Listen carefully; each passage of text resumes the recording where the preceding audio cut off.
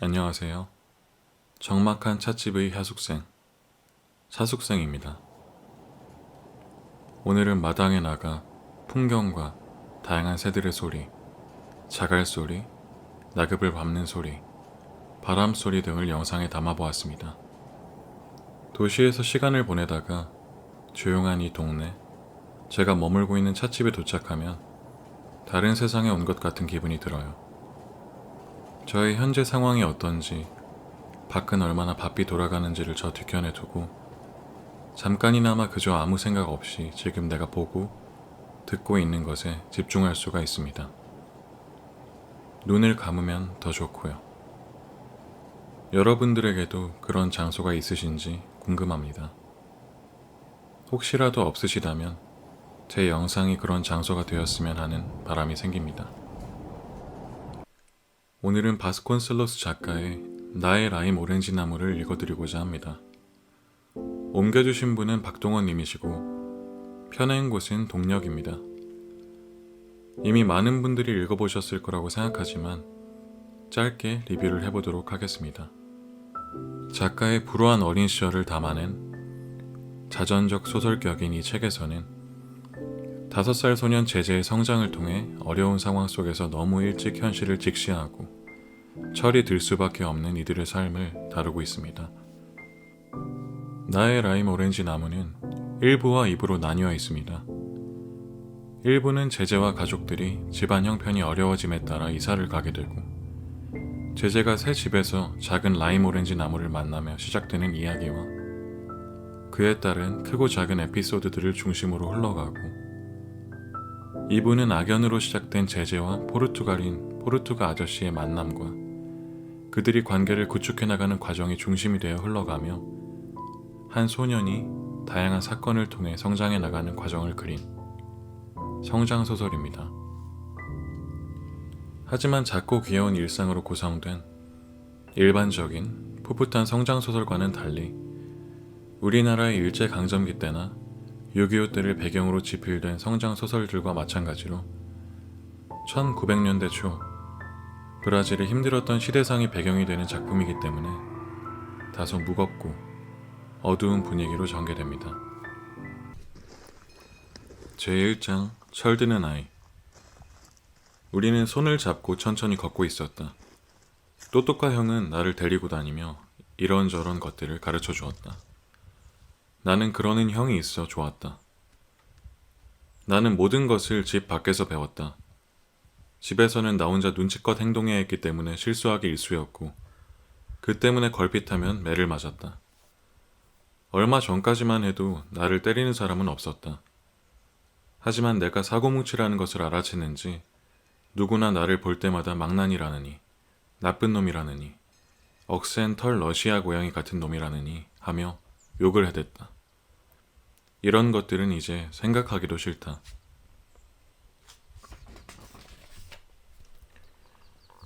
거리에 있지만 않았어도 노래를 불렀을 것이다. 노래를 부른다는 것은 참 아름다운 일이다. 또또카 형은 노래 부르는 것 말고도 휘파람을 불 줄 알았다. 나는 애써 형을 흉내내어 봤지만 아무리 해도 소리가 나지 않았다. 형은 내가 아직 입술을 나팔 모양으로 만들 줄 몰라서 그런 거라며 나를 위로해 주었다. 소리를 내어 노래를 부를 수 없었기 때문에 속으로 노래를 불렀다. 처음에는 조금 이상했지만 하면 할수록 재미가 있었다.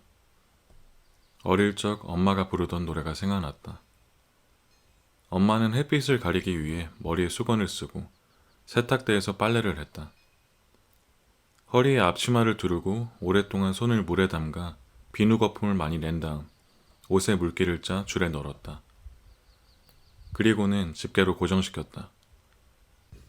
무슨 옷이나 그렇게 차례대로 빨았다. 집안 형편이 어려워 파올야베르 박사 댁의 빨래를 맡아 했던 것이다. 엄마는 키가 크고 날씬한 미인이었다. 피부는 거무스름했고 검은 생머리는 풀어서 늘어뜨리면 허리까지 내려왔다.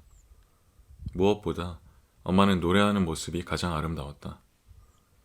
나는 엄마 곁에서 엄마가 부르던 이 노래를 배웠다. 사공이여 사공이여 야속한 뱃사공이여 당신 때문에 나는 죽을 것만 같다오. 파도가 밀려와 백사장을 뒹굴다 밀려가면 내 사랑 뱃사공도 저 멀리 떠나간다네.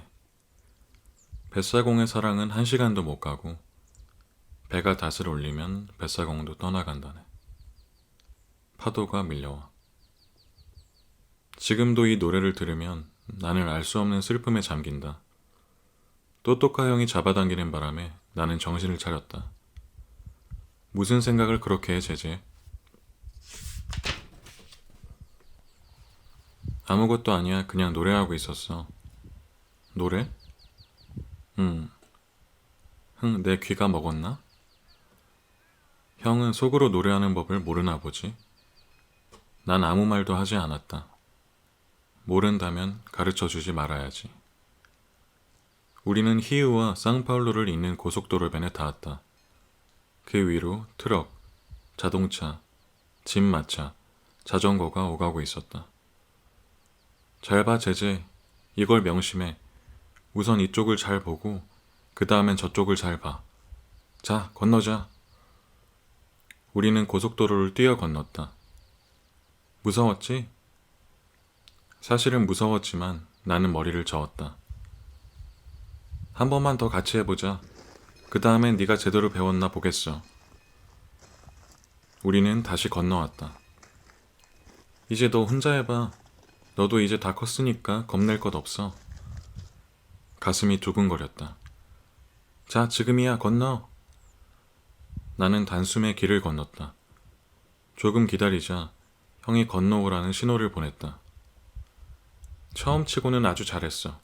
그런데 한 가지 빼먹은 게 있어. 차가 오나 안 오나 양쪽을 잘 살폈어야지. 내가 만날 역에서 신호를 줄 순 없잖아. 돌아올 때 다시 연습하자. 지금은 너한테 보여줄 게 있으니까. 형이 내 손을 잡았고 우리는 다시 천천히 걸었다. 얼마 전 들은 이야기가 내 머릿속에서 떠나지 않았다. 또또까 형. 왜? 철든다는 게 그렇게 대단한 거야? 무슨 뚱딴지 같은 소리야. 에드문드 아저씨가 그러는데 난 조숙해서 곧 철이 들 거래. 그런데 하나도 달라진 기분이 안 들거든. 에드문드 아저씨는 바보야. 너한테 쓸데없는 말이나 하고. 아저씨는 바보 아니야. 만물 박사야. 나도 크면 만물 박사도 되고 시인도 될 거야. 그래서 나비 넥타이를 메고 다닐래. 나비 넥타이를 메고 사진도 찍을 거고. 왜 하필 나비 넥타이를 메냐? 시인은 나비 넥타이를 메야 돼. 에드문드 아저씨가 잡지에 난 시인들 사진을 보여줬는데 모두 나비 넥타이를 메고 있었어. 제재, 아저씨가 하는 말을 전부 믿지는 마. 아저씨는 약간 미친 데다가 거짓말쟁이야. 그러면 아저씨가 갈보의 자식이야? 야, 너 그런 말 하다가 입을 얻어맞았으면서도 계속 그런 말을 하냐? 에드문드 아저씨는 그건 아니야. 약간 미쳤다고만 했잖아. 정신병자 몰라? 아저씨는 거짓말쟁이라면서. 거짓말쟁이하고 그게 무슨 상관이야? 상관 있어. 지난번에 아빠가 세베리노 아저씨랑 카드놀이를 하시다가 라본네 아저씨를 두고 그 늙은 갈보 자식은 순 거짓말쟁이라니까 라고 했단 말이야. 그렇게 말해도 아빠 입을 때리는 사람은 아무도 없던데. 어른들은 그런 말을 해도 괜찮아. 그래도 나쁘지 않아. 우리는 잠시 이야기를 멈추었다. 에드문드 아저씨가 그게 아니라면 또또까 형, 그럼 정신병자는 뭐야? 형은 손가락을 빙빙 돌리며 머리가 돌았다는 표시를 했다. 아니야, 아저씨는 그렇지 않아. 좋은 사람이야. 나한테 가르쳐주는 게 얼마나 많은데. 그리고 지금까지 날 딱 한 번밖에 안 때렸어. 그것도 별로 안 아프게.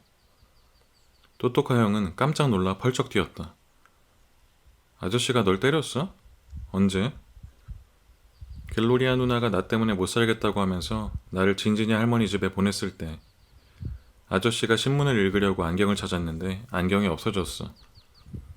여기저기 막 뒤지다가 진진이 할머니한테 물어봤는데 할머니도 못 봤다는 거야. 아저씨랑 할머니가 집안을 뒤집어 엎다시피 하며 찾았어. 그때 내가 구슬사게 일도스탕만 주면 어디 있는지 가르쳐준다고 했어. 그러니까 아저씨가 조끼 주머니에서 일도스탕을 꺼내면서 돈을 줄 테니 찾아봐라 해서 빨래통에 가서 안경을 꺼내왔거든. 그랬더니 아저씨가 이 못된 놈 같으니라고 내 놈 짓이었구나 라고 욕을 하면서 내 엉덩이를 한 대 때린 다음에 돈을 도로 뺏어갔어. 또또카 형이 깔깔거리며 말했다.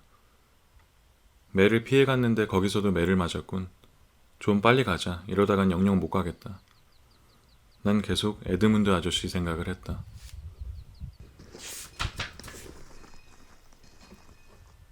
또또카 형, 어린애들도 퇴직자야? 뭐라고?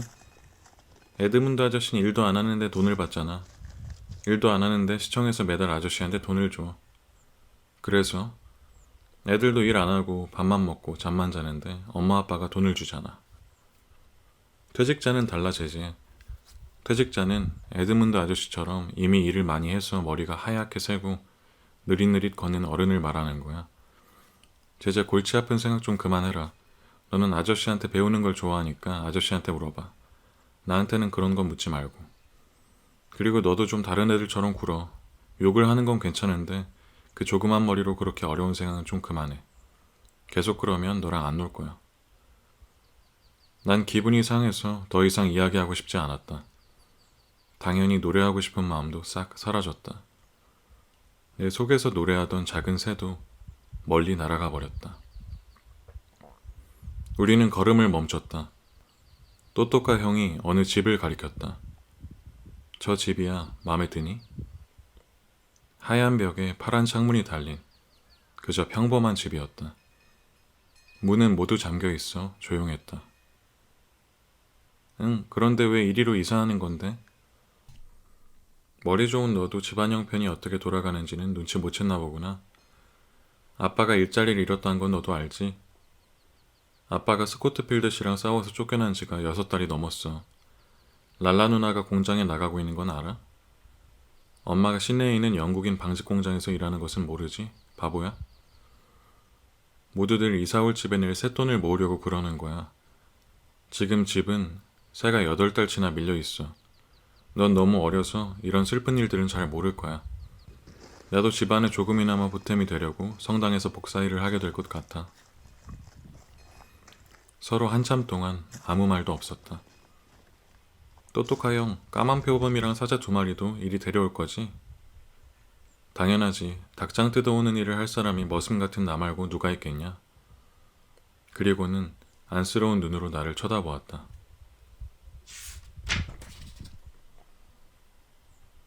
내가 동물원을 뜯어다 여기에 다시 만들어줄게. 나는 조금 마음이 놓였다. 그것이 없어지면 동생 루이스를 위해 새로운 놀거리를 마련해야 하기 때문이다. 그것 봐 제제, 내가 얼마나 너한테 잘해주니?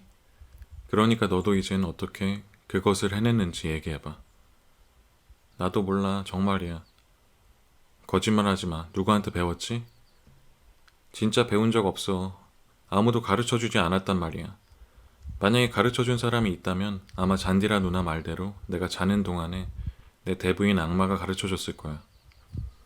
또또카 형은 믿지 못하는 것 같았다. 처음엔 자백을 받아내려고 내 머리에 알밤을 먹이기까지 했다. 그래도 난 알 수 없었다. 혼자서 그런 걸 배우는 사람은 없어. 그러나 식구들 중에도 누군가가 나를 가르치는 것을 본 사람이 아무도 없었기 때문에 모두들 아무 말 하지 못했다. 그건 정말 수수께끼 같은 일이었다. 일주일 전쯤이었다. 온 집안 식구들이 깜짝 놀란 일이 있었다. 그 일은 진진이 할머니 집에서 시작되었다. 나는 신문을 읽고 있는 에드문드 아저씨 옆에 앉아 있었다. 아저씨, 무슨 일이냐? 아저씨는 노인들이 그러는 것처럼 안경을 코끝에 걸쳐놓고서 나를 바라보았다. 아저씨는 읽는 걸 언제 배웠어요? 아마 6살이나 7살쯤이었을 게다. 5살짜리도 배울 수 있나요? 하려면 왜 못하겠느냐마는 아무도 그러고 싶어 하지 않지. 너무 어리니까 말이다. 아저씨는 어떻게 배웠는데요? 누구나 그러는 것처럼 글자 카드로 배웠다. 기억 더하기 아는 가 하는 식으로. 모두가 다 그렇게 배워야 하나요? 내가 알기로는 그렇다. 진짜 모든 사람이요? 아저씨는 의심스러운 눈빛으로 나를 쳐다보았다. 이것 봐라, 제재. 누구든지 다 그렇게 해야 돼. 이제 신문 좀 보자. 뒤뜰에 가서 구아버 나무에 열매가 열렸는지나 보러 가거라.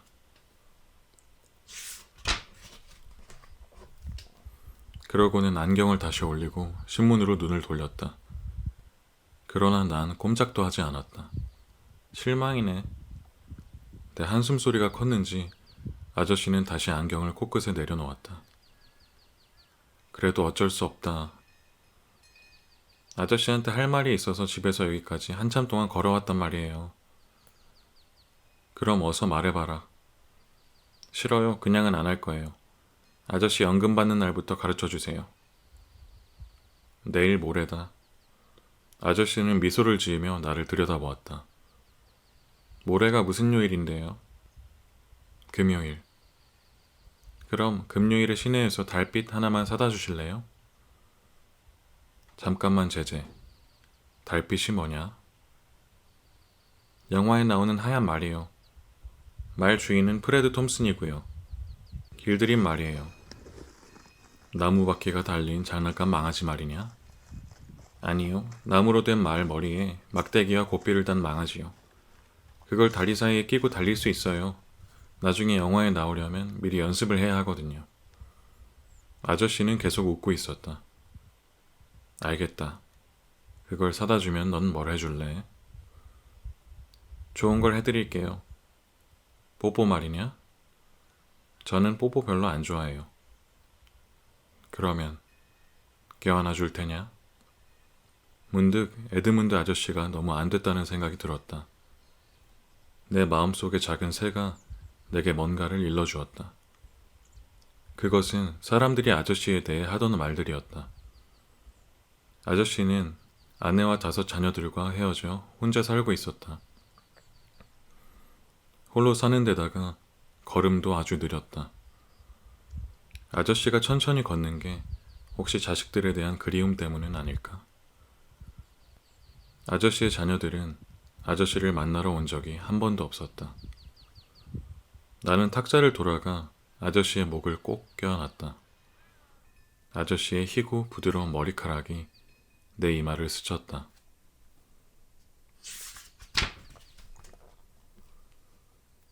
망아지를 사준다고 하셔서 이러는 건 아니에요. 다른 걸 해볼게요. 읽는 건 말이에요. 제재, 네가 글을 읽을 줄 안다고? 그게 무슨 소리냐? 누가 가르쳐 줬니? 아무도 가르쳐 준 적 없어요. 거짓말 하지 마라. 나는 아저씨 품을 벗어나 문 앞에 서서 말했다. 제가 글 읽는 것을 보시려면 금요일에 망아지를 사갖고 오세요. 며칠 후 저녁 되었다. 잔디라 누나가 호롱불을 밝혔다. 전기세를 내지 못해 전기회사인 라이트에서 전기를 끊었기 때문이다. 나는 종이에 그려진 별을 보려고 까치발을 했다.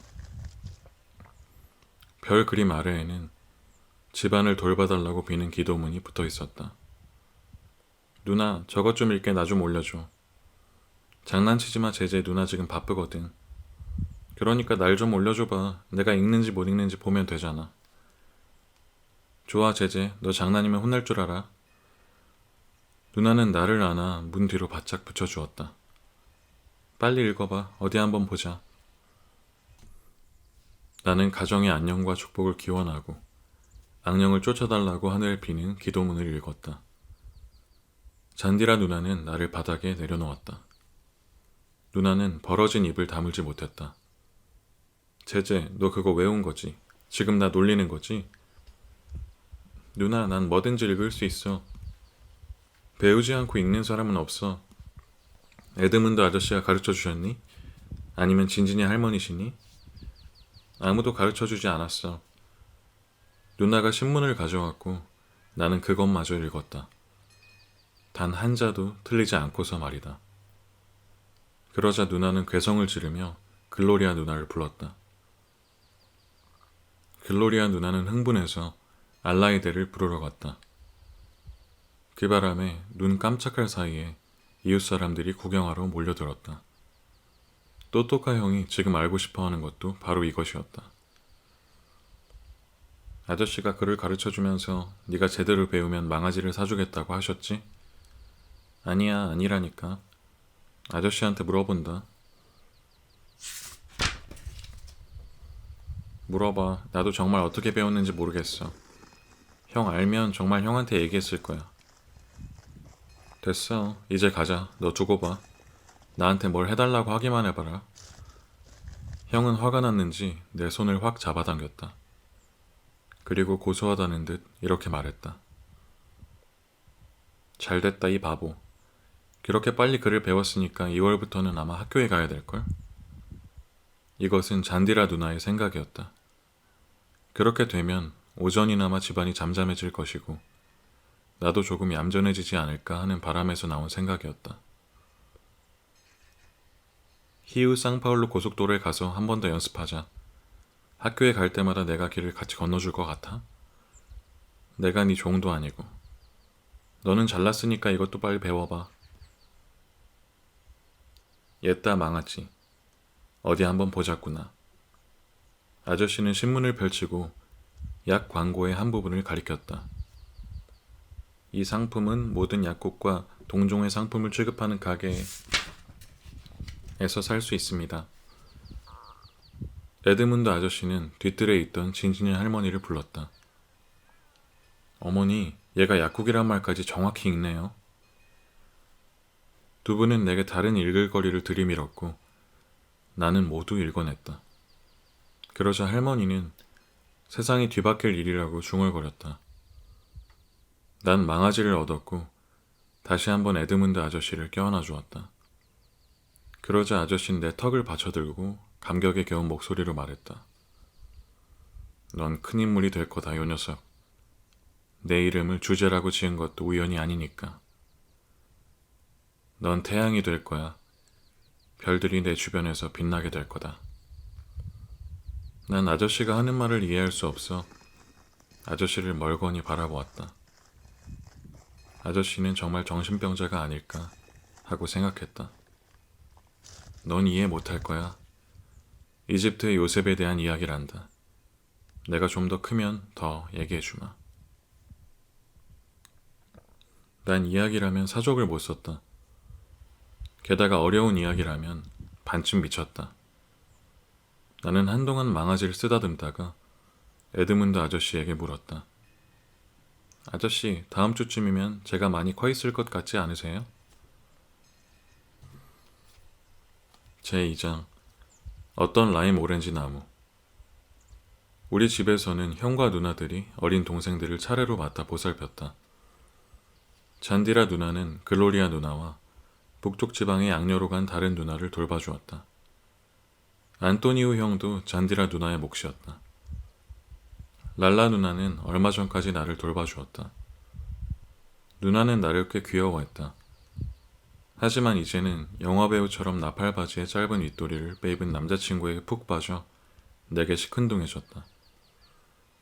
우리가 일요일에 역으로 푸팅을 하러 갈 때면 그는 내게 맛있는 사탕을 사주곤 했다. 그것은 식구들에게 미주얼 고주얼 일러 바치지 말라고 주는 입막음용이었다. 나는 그래서 에드문드 아저씨에게조차 푸팅이 뭔지 물을 수 없었다. 내 밑으로 있던 동생 둘은 아주 어렸을 때 죽었다. 어른들이 하는 말을 듣고 알았는데 그 애들은 까무잡잡한 피부와 까만 생머리를 가져 영락없는 삐나제 인디언처럼 생겼다고 한다. 그래서 여자아이에게는 아라씨, 사내아이에게는 쥬란디르라는 이름을 붙였다고 했다. 그 다음에 태어난 아이가 막내 루이스였다. 루이스를 주로 돌봐주는 사람은 글로리아 누나였고 그 다음이 나였다. 사실 루이스는 아무도 돌볼 필요가 없었다. 너무 예쁘고 착하고 조용해서 있는지 없는지조차 모를 정도였기 때문이다. 그래서 루이스를 떼어놓고 밖에 나가 놀고 싶다가도 그 아이가 또박또박 앙증맞게 말을 걸어오면 어찌나 귀여운지 마음을 고쳐먹을 수밖에 없었다. 제재형 동물원 놀이하자, 응? 오늘은 비가 올 것 같지 않은데 그치? 귀엽기도 해라. 말을 어쩜 이렇게 똑 떨어지게 하는지. 이 다음에 훌륭한 사람이 될 거야. 나는 맑게 갠 푸른 하늘을 쳐다보았다. 그러자 거짓말할 용기가 나지 않았다. 나는 가끔 동물원 놀이가 하기 싫을 때면 이렇게 말하곤 했다. 미쳤니, 루이스? 저기 폭풍우가 몰려오는 것 좀 봐. 하지만 오늘은 동생의 조막손을 잡고 뒤뜰로 모험을 나가기로 했다. 뒤뜰에서는 세 가지 놀이를 할 수 있었다. 동물원, 그리고 줄리뉴 아저씨네에 잘 단장된 울타리 가까이 있는 유럽. 그런데 왜 유럽일까? 글쎄, 그것은 내 마음속의 작은 새도 몰랐다. 유럽에서는 빵지 아수카르 바위산에 케이블카 놀이를 했다. 단추 상자를 가져다 단추에 끈을 꿰면 케이블카 놀이를 할 수 있었다. 에드문드 아저씨는 끈을 줄이라고 말했다. 난 줄을 죽과 혼동했다. 아저씨는 발음이 서로 비슷하지만 죽은 음식이라고 설명해 주었다. 아무튼 끈의 한쪽 끝은 울타리에, 그리고 다른 한쪽은 루이스의 손끝에 메고 단추들을 하나씩 천천히 내려보낸다. 케이블카마다 우리가 알고 있는 사람들이 타고 있었다. 그 중에서 까만 단추는 내 흑인 친구 비리키뉴의 케이블카였다. 우리가 케이블카 놀이를 하고 있을 때면 울타리 너머에서 이런 말이 들려왔다. 제제, 너 우리 집 울타리를 망가뜨리고 있는 건 아니지? 아니에요, 디메린드 아줌마. 와서 보세요. 그래야지. 동생하고 얌전히 놀아라. 그게 더 좋지 않니? 그것이 더 좋을 수도 있지만 내 대부인 악마가 나를 부추길 때는 장난을 치는 것보다 더 좋은 일은 없었다. 아줌마, 작년처럼 크리스마스에 달력 하나 선물해 주실래요? 작년에 준 것은 어떻게 했니? 우리 집에 와서 보세요. 빵 바구니 위에 걸어놨어요. 아줌마는 웃으면서 그러겠다고 약속했다. 그녀의 남편은 휘쿠프랑쿠 상점의 점원이었다. 우리는 루시아누를 데리고 놀 때도 있었다.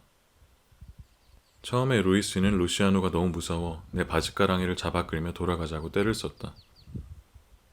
하지만 루시아누는 내 친구였다. 내가 다가가면 떠들썩하게 울어댔다. 글로리아 누나도 루시아누를 좋아하지 않았다. 박쥐는 흡혈귀라서 아이들의 피를 빨아먹는다고 말했다. 아니야, 누나, 루시아누는 안 그래. 걘 내 친구야. 날 알아본단 말이야. 너를 누가 말리겠니? 벌레를 좋아하지 않나. 물건들하고 얘기를 하질 않나. 루시아누가 벌레가 아니라는 것을 설명하는 것은 여간 힘든 일이 아니었다. 루시아누는 알폰소스 들판 상공을 날아다니는 비행기였다. 저것 좀 봐, 루이스. 그러자 루시아누는 우리의 말을 알아듣기라도 한 것처럼 우리 주위를 신나게 맴돌았다. 루시아누가 내 말을 알아들은 것이 틀림없었다. 루시아누는 비행기야. 루시아누는 지금... 나는 기억을 더듬었다. 아무래도 아저씨한테 다시 가르쳐달라고 해야 할 것 같았다. 고개 비행인지 고기의 비행인지 공의 비행인지 기억이 가물가물했다. 그 중에 하나인 것만은 확실했지만 동생한테 잘못 가르쳐줄 수는 없었다. 다행히도 루이스는 지금 동물원 놀이를 하고 싶어 했다. 우리는 낡은 닭장 근처로 갔다. 닭장 속에는 땅을 파고 있는 흰 암탉 2마리와 너무 순해서 우리가 벼슬 만져도 가만히 있는 검은 암탉 1마리가 있었다. 입장권부터 사자. 내 손 꼭 잡아. 사람들이 많아서 길을 잃을지도 모른단 말이야. 일요일이라서 사람이 정말 많다. 그렇지? 동생은 고개를 들어 사방을 두리번거리더니 내 손을 더 꼭 쥐었다. 매표소에서 나는 배를 쑥 내밀고 헛기침으로 인기척을 냈다. 그리고 호주머니에 손을 찌른 채 판매원에게 물었다. 몇 살까지 돈을 안 내도 됩니까? 5살까지입니다. 그럼 얼음표 한 장만 주시오. 난 입장권 대신 오렌지나무 잎사귀 2장을 따서 안으로 들어갔다. 먼저 예쁜 새들을 보러 가자. 알록달록한 앵무새랑 인꼬랑 금강 앵무새를 봐. 여러 가지 색의 깃털로 덮인 저 새가 무지갯빛 금강 앵무새란다. 신기한 듯 루이스의 눈이 휘둥그레졌다. 우리는 천천히 걸으며 여기저기를 둘러보았다. 너무 속속들이 보는 바람에 의자에 앉아 오렌지 껍질을 벗기고 있는 글로리아 누나와 랄라 누나까지도 보고 말았다. 나를 쳐다보는 랄라 누나의 눈초리가 심상치 않았다. 벌써 들통난 건가? 그렇다면 이 동물원 놀이도 어떤 녀석 엉덩이에 몽둥이 침질로 막을 내리겠군. 그 어떤 녀석이라는 건 나 말고 또 누가 있을까? 제제 형, 이젠 뭘 보러 갈 거야? 나는 다시 배를 쑥 내밀고 헛기침을 했다. 이제 원숭이 요리로 가보자. 에드문드 아저씨가 늘 잔나비라고 부르는 원숭이 말이야. 우리는 바나나 몇 개를 사서 원숭이들에게 던져주었다. 이것은 원래 해서는 안 되는 일이었다. 하지만 사람들이 많아 경비원들은 눈치를 채지 못한 것 같았다. 너무 가까이 가지 마. 저 녀석들이 너한테 바나나 껍질을 던진단 말이야. 나 빨리 사자 보고 싶어. 그럼 그리로 가자. 난 오렌지를 까먹고 있는 두 마리 암 원숭이들이 있는 곳을 훔쳐보았다.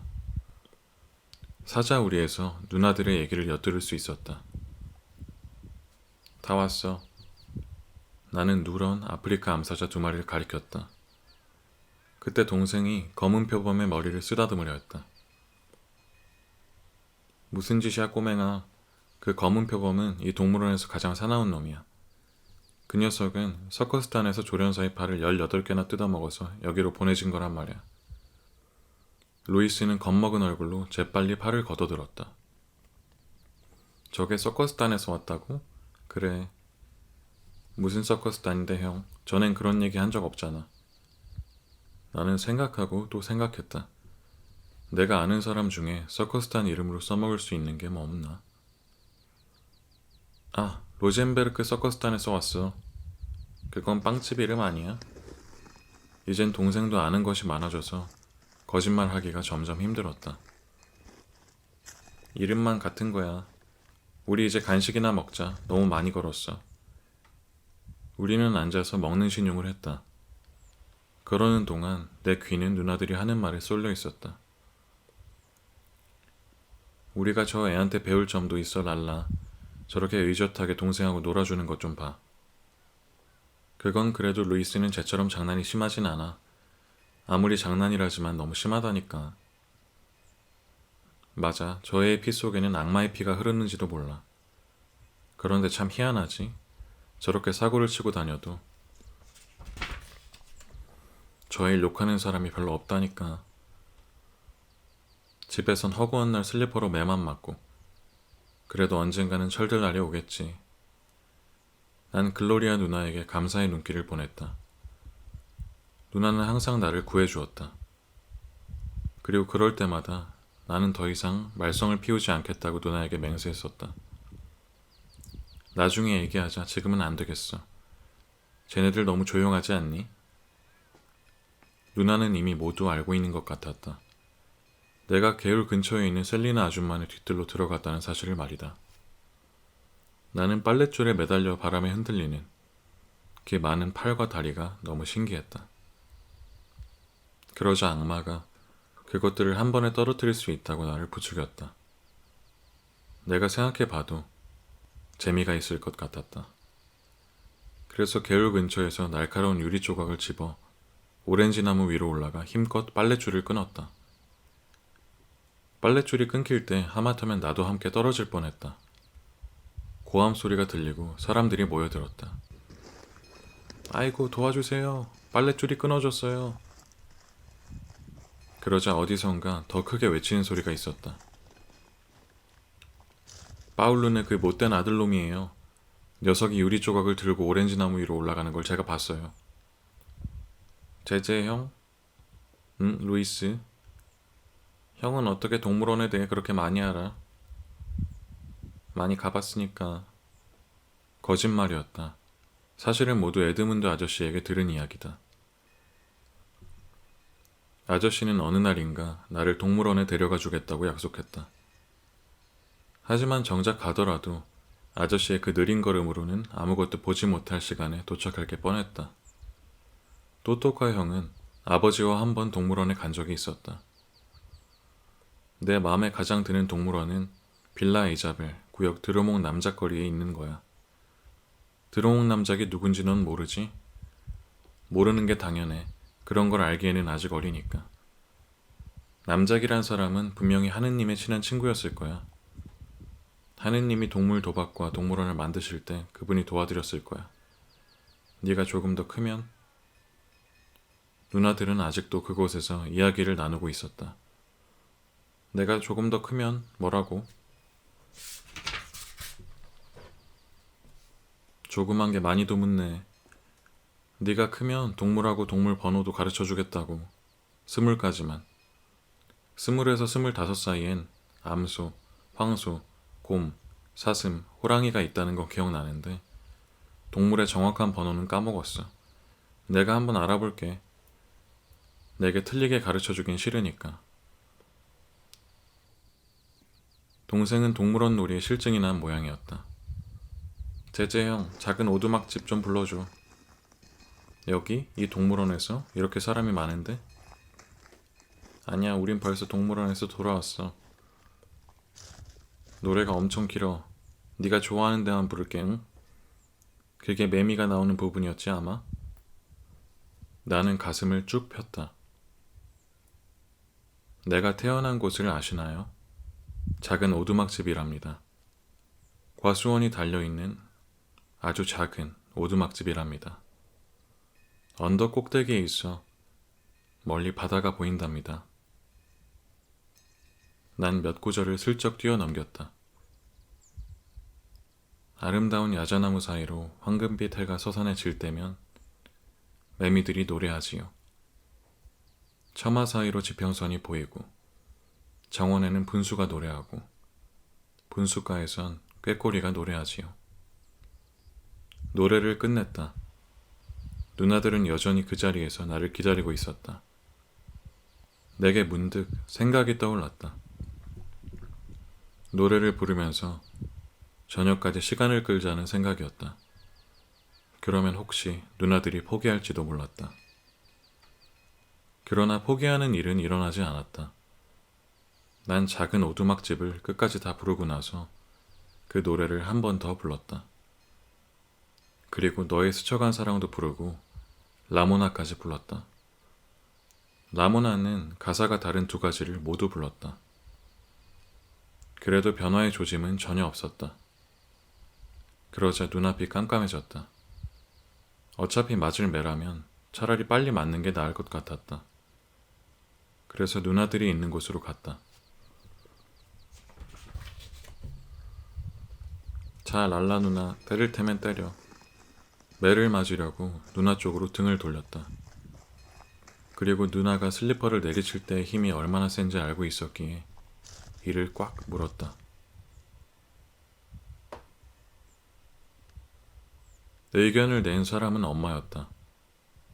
오늘은 모두 새집을 보러 가자. 또또카 형은 한쪽으로 나를 불러내더니 낮은 소리로 엄포를 놓았다. 우리가 벌써 새집을 갔다 왔다고 불면 죽을 줄 알아. 그러나 난 꿈에도 그런 생각을 해본 적이 없었다. 우리 집 식구 한 떼거리가 거리로 나섰다. 글로리아 누나는 내 손을 잡으며 단 1분도 놓지 말라고 엄명했다. 나는 남은 손으로 루이스의 손을 잡았다. 엄마, 이사는 언제 가나요? 엄마는 슬픈 목소리로 글로리아 누나에게 말했다. 크리스마스를 지내고 그 다음 날부터는 이삿짐을 싸기 시작해야 할 거다. 엄마는 피로에 지친 목소리로 말씀하셨다. 엄마가 몹시 불쌍해 보였다. 엄마는 태어나면서부터 일만 했다. 공장이 들어서던 6살 때부터 일을 했다. 사람들이 엄마를 작업대 위에 올려놓으면 엄마는 쇠붙이를 닫고 훔쳐야만 했다. 너무 어려서 혼자 내려올 수 없었기 때문에 그 위에서 소변을 보았다. 학교에 다녀본 적도 없고 읽는 법을 배운 적도 없었다. 이 이야기를 들었을 때 난 너무 마음이 아파서 내가 커서 시인이 되고 만물 박사가 되면 꼭 내 시를 읽어드리겠다고 맹세했다. 상점의 진열대는 크리스마스 분위기를 한층 돋우고 있었다. 진열장 문마다 산타클로스가 그려져 있는 것 같았다. 게다가 상점들에는 혼잡한 크리스마스 당일을 피해 미리 카드를 사러 나온 사람들로 붐볐다. 난 이번 크리스마스에 하느님의 착한 아기 예수가 내 안에 태어났으면 하고 은근한 기대를 품고 있었다. 꼭 착한 예수가 내게 태어나기를. 아무튼 나도 철이 들면 좀 나아질 것 같기도 했다. 여기란다. 지금 사는 집보다 약간 작았지만 모두들 마음에 들어했다. 엄마가 또또까 형의 도움을 받아 대문의 철사줄을 풀고 문을 열자 형제들이 후다닥 안으로 뛰어들어갔다. 글로리아 누나는 다 큰 처녀라는 사실도 있고 내 손을 떨쳐내고 몸을 흔들며 달려들어갔다. 그리고 망고나무를 껴안았다. 이 망고나무는 내 거야. 내가 먼저 발견했으니까. 안토니오 형도 타마린드 나무를 껴안고 누나와 똑같이 말했다. 나를 위해 남은 것은 하나도 없었다. 난 울상을 지으며 글로리아 누나를 쳐다보았다. 그럼 나는, 누나. 바보야, 빨리 뒤쪽으로 가봐. 나무가 더 있을 거야. 달려가 보았지만 거기엔 수북히 자란 풀과 가시가 많은 늙은 오렌지 나무 몇 그루, 그리고 개울 곁에 있는 조그마한 라임 오렌지 한 그루뿐이었다. 난 속이 상했다. 모두들 침실을 둘러보며 방을 정하고 있었다. 난 글로리아 누나의 치마를 잡아당겼다. 아무것도 없어. 네가 제대로 찾아보지 않아서 그래. 내가 찾아줄 테니까 잠깐 기다려. 잠시 후 누나가 내 쪽으로 와서 우리는 오렌지 나무들을 살펴보았다. 넌 저 나무는 별로야? 아주 멋진 오렌지 나무 아니니? 전혀 마음에 들지 않았다. 이것도 저것도 모두 시들하여 어느 것 하나 마음에 들지 않았다. 전부 가시만 잔뜩 나 있었다. 저렇게 못생긴 것들을 갖느니 차라리 저 라임 오렌지가 낫겠어. 어디 있는데? 우리는 라임 오렌지 나무 쪽으로 갔다. 어머나, 참 예쁜 라임 오렌지 나무네. 가시도 하나 없어. 멀리서 봐도 라임 오렌지 나무라는 걸 금방 알겠다. 내가 너만 했으면 딴 나무는 바라지도 않겠다 해. 그래도 난 커다란 나무가 좋단 말이야. 잘 생각해봐, 제제. 이 나무는 아직 어리지만 자라면 아주 멋진 오렌지 나무가 될 거야. 그리고 너랑 함께 커가는 거야. 그럼 너희들은 형제처럼 사이좋게 지낼 수 있잖아. 나무까지 좀 봐. 그래, 이 나무밖에 없는 건 사실이야. 하지만 네가 탈 수 있도록 만든 망아지 같지 않니? 나는 내가 세상에서 제일 재수없는 아이라고 생각했다. 천사들이 그려진 스코틀랜드 술병이 생각났다. 그때도 랄라 누나는 천사 하나를 골라 이게 나야 하고 말했다. 글로리아 누나도 다른 천사 하나를 골랐고 또또카 형도 다른 하나를 골랐다.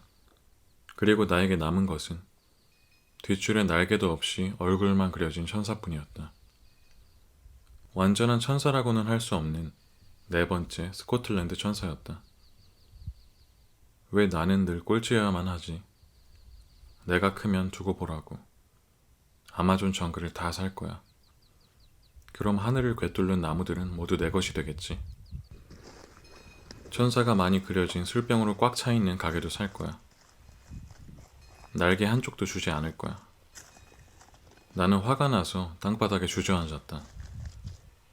그리고 라임 오렌지 나무에 기대어 마음을 가라앉혔다. 글로리아 누나는 웃으며 돌아갔다. 제제, 그런 화는 금세 풀릴 거야. 내 말이 맞는지 아닌지 두고 봐. 나뭇가지로 땅을 훑었다. 씩씩거림도 잦아들었다. 그때 내 마음속 어딘가에서 어떤 소리가 들려왔다. 난 네 누나의 말이 맞다고 생각해. 언제나 자기들 말만 맞다 그래. 내 말만 틀리대. 그렇지 않아. 네가 날 자세히 보면 알 수 있을 거야. 나는 깜짝 놀라 벌떡 일어나서 어린 나무를 자세히 살펴보았다. 지금까지 내가 사물들과 이야기할 수 있었던 것은 내 마음속에 작은 새가 말을 해주기 때문이라고 생각했는데 신기한 일이었다. 정말 네가 말을 하는 거니? 내가 하는 말을 지금 듣고 있잖아. 나무는 그렇게 말하고 나지막이 웃었다. 난 하마터면 비명을 지르며 뒤뜰을 뛰쳐나갈 뻔했다. 그러나 호기심이 나를 묶어놓았다. 어디로 말하는 거니? 나무는 몸 전체로 얘기해. 잎으로도 얘기하고 가지랑 뿌리로도 얘기해. 들어볼래? 그럼 귀를 내 몸에 대어봐. 내 심장이 뛰는 소리가 들릴 거야. 난 조금 망설였으나 나무의 크기를 생각하니 두려움이 사라졌다. 귀를 대자 틱틱 하는 소리가 아련히 들렸다. 들었어? 딱 하나만 말해줄래? 다른 사람도 네가 얘기한다는 걸 알아? 아니, 오직 너만. 정말? 맹세할 수 있어. 어떤 요정이 말해주었어. 너처럼 작은 꼬마와 친구가 되면 말도 하게 되고 아주 행복해질 거라고 말이야. 그럼 기다려줄 수 있겠어? 뭘? 내가 이사 올 때까지 말이야. 아직 일주일도 더 남았어. 그때 가면 네가 말하는 걸 잊어버리지 않을까? 절대로 잊지 않아. 다시 말하지만 너만을 위해서야. 내가 얼마나 부드러운지 시험해 볼래? 어떻게? 내 가지에 올라타봐. 나는 그렇게 했다. 이제 약간 흔들어봐. 그리고 눈을 감아봐. 역시 나무가 시키는 대로 했다. 어때? 이제껏 나보다 더 좋은 망아지를 타본 적이 있어? 없어. 너무 좋아. 내 망아지 달빛을 동생에게 줘도 되겠어. 너도 그 애 좋아하게 될 거야, 알겠니? 나는 흡족한 기분이 되어 내 라임 오렌지 나무에서 내려왔다. 있잖아, 내가 약속할게. 이사 오기 전이라도 될 수 있는 대로 자주 와서 너랑 놀게. 이젠 가봐야 해. 다들 벌써 저기 나가고 있거든. 하지만 친구끼리 이런 식으로 헤어지지는 않아.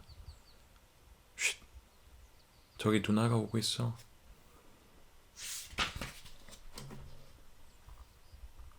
내가 나무를 껴안고 있는 바로 그때 글로리아 누나가 다가왔다. 잘 있어, 친구. 넌 세상에서 가장 멋진 나무야. 내가 뭐라 그랬니? 그래, 맞아. 이제는 누나나 형이 망고나무나 따마린도 나무랑 바꾸자고 빌어도 안 바꿀 거야. 누나는 다정스레 내 머리를 쓰다듬었다. 아이고, 이 귀여운 녀석. 우리는 손을 잡고 걸어 나왔다. 누나는 누나 망고나무가 얼간이라고 생각하지 않아? 아직은 잘 모르겠어. 약간 그런 것 같기도 해. 또또카 형 나무는? 그래, 그건 별로 쓸모없어. 그런데 왜? 얘기해도 좋을지 모르겠어. 하지만 누나한테만은 언젠가 이 기적 같은 일을 얘기해 줄게. 고도이야. 나의 라임 오렌지 나무 첫 번째 장과 두 번째 장을 읽어드렸습니다. 이후 이야기가 진행될수록 브라질의 당시 시대상을 엿볼 수 있는 부분들이 등장합니다. 따라서 역사적 배경을 참고하신다면 제재와 포르투갈 아저씨의 관계가 시사하는 점 등 책에 보다 깊이 빠지실 수 있을 거라 생각합니다. 저는 이 책을 읽으면서 우리는 꼭 이런 수많은 시련들을 겪어야만 철이 들 수 있는 건지, 나아가 언젠가는 꼭 철이 들어야만 하는 건지 라는 철없는 생각을 해버리고 말았습니다. 한편으로는 막대 사탕 하나를 물고 세상에 부러울 것 하나 없이 사탕이 완전히 녹아 없어질 때까지 그 단맛을 온전히 집중할 수 있었던 어린 시절이 더 행복하고 어른스러웠던 시기는 아니었을지, 바라는 것만 걷잡을 수 없이 늘어난 지금 제 자신을 보며 반성하게 되었습니다. 이상 어린 시절, 성인이 된 지금, 그리고 아마도 몇 년 혹은 몇십 년 뒤,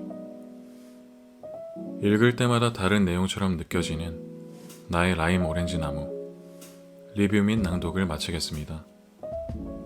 제재라는 소년의 시점으로 진행되는 책이고 어린 형제들의 대화가 줄을 이루는 부분을 읽게 되어서인지 저도 모르게 다소 경박하게 읽어버린 것 같아 영상을 청취해주시는 분들에게 죄송하다는 생각이 드네요.